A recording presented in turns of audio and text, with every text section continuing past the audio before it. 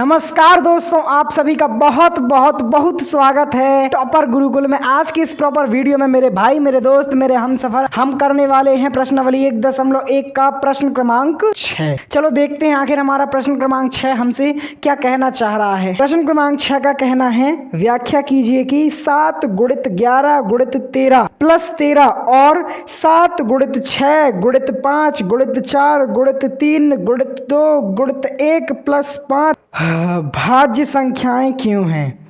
सो दोस्तों, जैसा कि आपने देखा कि प्रश्न बहुत बड़ा नहीं कहूँगा मैं, प्रश्न बड़ा नहीं, थोड़ा सा पढ़ने में हो जाता है कि हमको लंबा जाना को पड़ जाता है, लेकिन चलो ठीक है। अब हम आते हैं मेरे मुद्दे में। प्रश्न का सीधा सीधा सा कहना है, हमको 2 संख्याएं दी गई हैं, वो दोनों संख्याएं टूटी हुई हैं, मतलब एक हाथ ऐसे है, एक पाँव ऐसे है, पेट यहाँ को जा रहा है, तो संख्या क्या है? टूटी हुई संख्या है।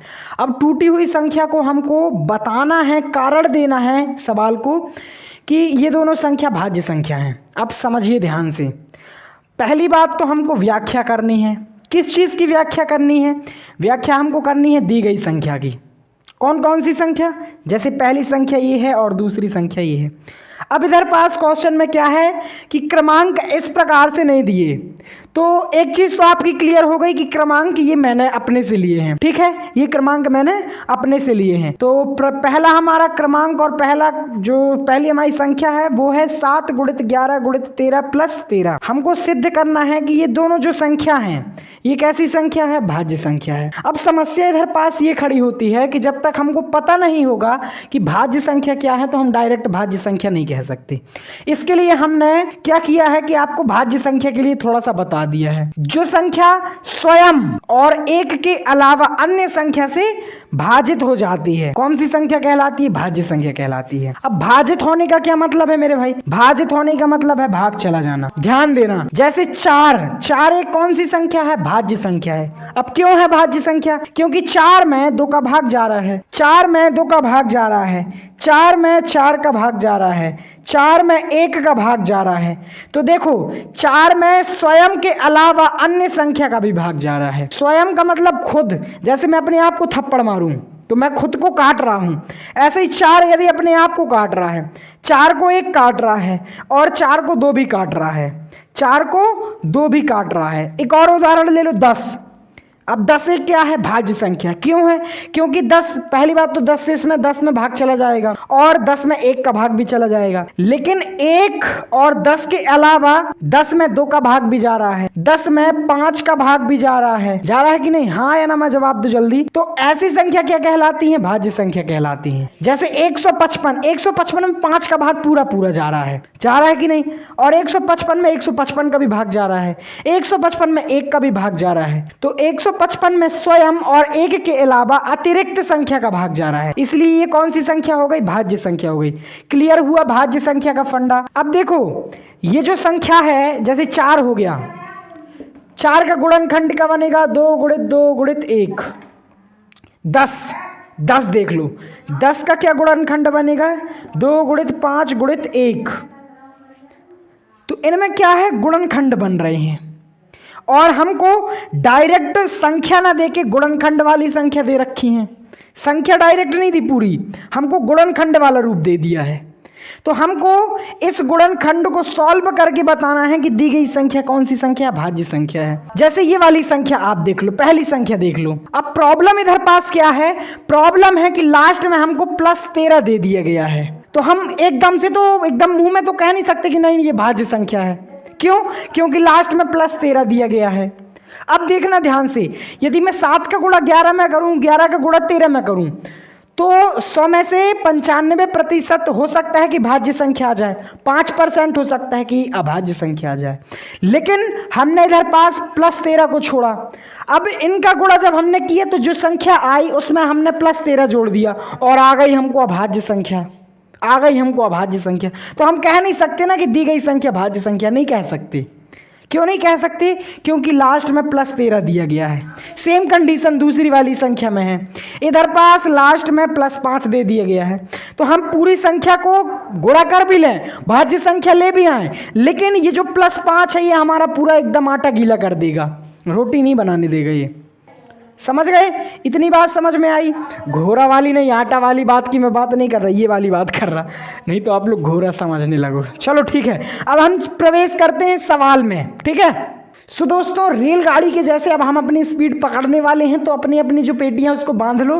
देखो जो हमको सबसे पहली संख्या दी गई है वो है 7 गुणित 11 गुणित 13 प्लस 13।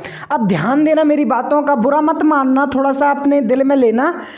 क्या लेना? पत्थर नहीं, इन बातों को लेना भाई दिल में। देखो जैसे 7 है, 11 है, 13 है, लेकिन प्लस में 13 है। क्या बोल दिया मैंने? ध्यान देना, 7 गुणित 11 गुणित 13, लेकिन प्लस में क्या है? 13। इधर प्लस नहीं होता तो हम डायरेक्ट इसको बोल देते कि हाँ भैया ये संख्या भाज्य संख्या, लेकिन नहीं बोल सकते, नहीं तो हमको एनसीईआरटी तमाचा मार के चली जाएगी, फेल हो जाएंगे अपन 10वीं में। ऐसा हमको नहीं करना है। क्या करना है? तो ध्यान देना इधर, 7 गुणित 11 गुणित 13 प्लस 13। अब देखो 13 को चाहिए एक साथी, 13 प्लस में है तो 13 को चाहिए एक साथी। अब हर कोई तो इसका साथ देगा नहीं, क्यों नहीं देगा? क्योंकि ये एक अभाज्य संख्या है, इसमें किसी का भाग नहीं जाता, 2 का भी नहीं जाएगा, 3 का भी नहीं जाएगा। तो क्या करे बेचारा 13 अब बुलाएगा 1 को कि आजा मेरे भाई, 1 तू आजा, तो 13 के साथ क्या आ जाएगा? 1 आ जाएगा। क्यों आ जाएगा? क्योंकि ये जो 1 है ना, बड़ा ही, ये किसी के भी साथ चला जाता है, अच्छा आदमी नहीं, ये कहीं भी चला जाता है 1। अब 1 इधर पास आ गया, क्यों आ गया? इसकी कहानी आपको आगे पता चलेगी। आगे कैसे? क्योंकि अभी हमको ना नेक्स्ट चरण में 13 को कॉमन लेना है। कॉमन लेने का मतलब ये जो 2 ठन्या 13 दिख रहे हैं आपको, इनमें से एक 13 को हम निकाल लेंगे, अपने पास खींच लेंगे कि आजा भाई तू अब। तो देखो इधर पास 7 गुणित 11 गुणित 13 प्लस 13 गुणित 1। अब कुछ सुटेबल लग रहा है आपको, जम रहा है सवाल। ठीक है, तो हम ये वाले 1 को इधर पास नहीं लेंगे, ये वाले 1 को हम नेक्स्ट चरण में लेंगे। 7 गुणित 11 गुणित 13 प्लस 13 गुणित 1। ठीक है, इतनी बात समझ में आ गई हो तो ज़रा कुछ कमेंट करते जाओ भाई, कोई तो मतलब निकले। अब जैसे हम इधर पास 7 गुणित 11 गुणित 13 प्लस 13 गुणित 1, इतना हमने ले लिया। अब इतना लेने के बाद ये जो दोनों हम शकल हैं, ये जो दोनों आईने वाले अंक हैं, इनको हम ले लेंगे। आईने वाले अंक मैंने इनको क्यों कहा? अब देखना ध्यान से, यदि ये मान के चलो मेरा ऐना है, नहीं है मेरे को भी पता है, मेरा हाथ है ये, लेकिन मान लिया कि ऐना है। अब मैं इसमें अपनी शकल देख रहा, मैं कितना स्मार्ट हूँ, एकदम बाल वाल मेरे अच्छे हैं, लेकिन मैं तुरंत इधर से हट गया। अब बताओ इस आईने में मेरी शकल दिखेगी? ना दिखेगी भैया, ना दिखेगी। क्यों ना दिखेगी? क्योंकि ये आईना के बाहर मैं नहीं हूँ, ये आईना के बाहर मैं नहीं हूँ, कुछ नहीं है आईना के बाहर। मैं साइड आ गया तो आईने में कुछ नहीं देखेगा। देखो इधर पास ये दोनों आईने वाली संख्या है, इनमें से यदि मैं किसी को बाहर ले लूं, इनमें से यदि मैं किसी को बाहर ले लूं, तो देखो क्या अंदर वो संख्या दिखेगी? नहीं दिखेगी। क्यों नहीं दिखेगी? क्योंकि अब मैं आईना की साइड हट गया हूँ, इधर पास आईना लगा हुआ है, दोनों एक से दिख रहे हैं, लेकिन ये वाला 13 आईना से दूर हटता है तो अंदर हमको कुछ नहीं दिखता आईना के। तो देखो अंदर कोई संख्या है? नहीं है। क्यों नहीं है? क्योंकि 13 आईना से हट गया है। इतनी बात आ गई हो समझ में तो मेरे को ज़रूर बता देना यार। ठीक है, अब देखो अंदर कौन कौन सी संख्या हो गई? 7 गुणित 11 प्लस 1 गुणित 13। हमने ऐसा क्यों किया? 13 को क्यों ले लिया? ध्यान देना, इसलिए ले लिया क्योंकि हमको इसको एक क्या करना है? भाज्य संख्या साबित करना है। भाज्य संख्या के लिए हमको 2 ठो पेयर बनानी पड़ेंगी, वो तुमको आगे पता चलेगा। ध्यान देना, अब हम 7 का गुणा करते हैं 11 में, तो क्या आ जाएगा भाई? 77 आ जाएगा। 77 आ गया, प्लस में 1 ले लेना है। अब देखो, अब आपके पास एक डाउट अभी भी है कि साहब ये वाला प्लस कहाँ से आ रहा है? हमको तो इसके पीछे की थ्योरी चाहिए, क्यों नहीं बता रहे हूँ? ऐसे ही आ रहा है ना तुम्हारे मन में? तो देखो ध्यान से, जब हमने ये वाला 13 लिया तो इधर पास गुणा का निशान थे तो कोई फर्क नहीं पड़ा, 1 प्लस है, 13 के साथ भी 1 प्लस है, तो वही वाला हमने इधर पास ले लिया है। अब आप ज़्यादा अपने दिमाग को ना घुमाओ और शांति से इधर पास ध्यान दो। ठीक है, ये वाले 13 को इधर पास हम रख लेंगे। अब देखना ध्यान से, ये कौन सी संख्या बन गई? ये संख्या बन गई हमारी 78, बन गई, पूरी 78 बन गई। और ये वाले 13 को हम इसके बाजू में रख लेंगे, तो हमको कौन सी संख्या प्राप्त हुई? 78 गुणित 13, 78 गुणित 13।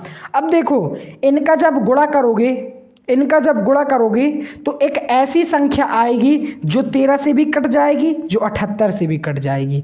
इस क्वेश्चन मार्क के स्थान में इन दोनों का गुणा करने पर वो संख्या आएगी जो 13 से भी कटेगी, 78 से भी कटेगी। कर लो, तुम ट्राई कर लो, इसी वक्त ट्राई कर लो अपने पास, अभी कर लो, गुणा कर लो दोनों का।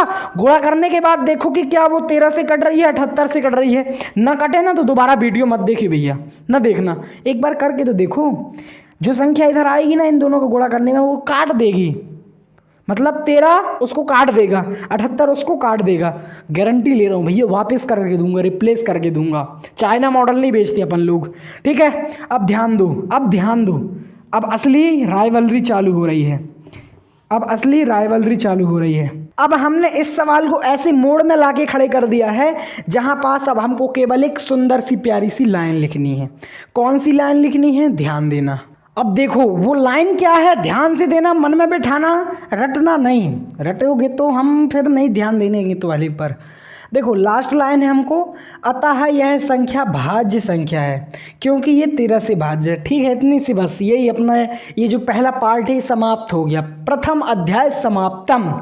अब हम चलेंगे दूसरे अध्याय की ओर, लेकिन आपने तो इसके पीछे की कहानी हमको बताई नहीं, तो हम कैसे मान लें कि ये अध्याय खत्म। ध्यान देना, देखो सवाल हमको दिया था 7 गुणित 11 गुणित 13 प्लस 13, दिया था कि नहीं, हाँ या ना में जवाब दे दो मेरे भाई, दिया था।